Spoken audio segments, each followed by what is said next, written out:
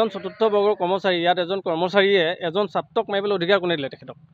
তেখেতে ক'ৰ অধিকাৰ পালে কোনে সাহস দিলে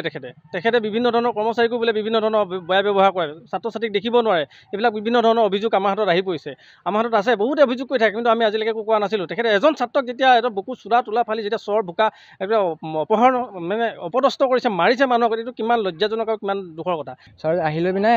একো কাৰণে সোধপোছ নাই পাছলৈ আহি মাতিছে বুকুত চাৰ ফালি দিছে এয়া ফালিছে অলপ আৰু ঢকা মাৰিছে আৰু কাণত চৰ মাৰিছে সেইটো কথা জানো ছাৰ কোনোবা মানে এটা চাকৰি যাব লাগিব আকৌ মোৰ ল'ৰাটো ভাল হ'ব লাগিব প্ৰিন্সিপালৰ লগত আমি ভালকৈ কথা পাতিব লাগিব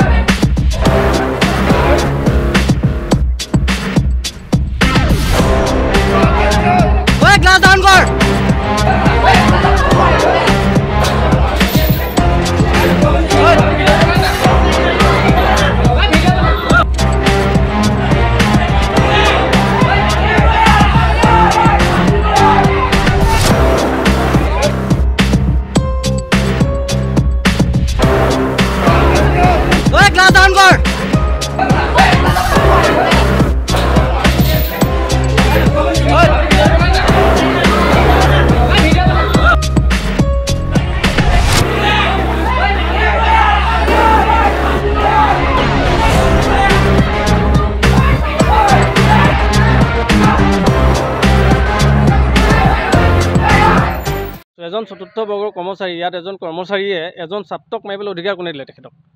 তেখেতে ক'ৰ অধিকাৰ পালে কোনে সাহস দিলে